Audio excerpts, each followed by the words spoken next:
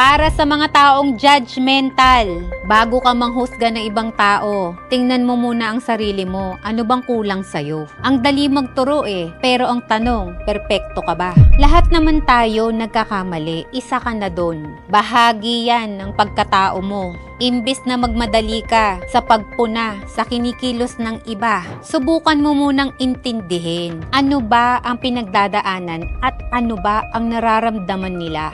Itrato mo ang ibang tao ng kung ano ang gusto nilang itrato rin sa'yo. Lahat ng bibitawan mong salita laban sa ibang tao ay doble ng balik sa pagkatao mo. Tandaan mo, ang panghuhusga ay madalas na nagsasabi ng higit pa tungkol sa taong nanghuhusga kaysa sa taong hinuhusgahan niya. Kaya bago ka pumuna, manalamin ka muna at tanungin mo ang sarili mo. Perpekto ka ba talaga? Bago mo husgahan ng isang tao, mag-isip-isip ka muna. Stop judging others. Look inside yourself and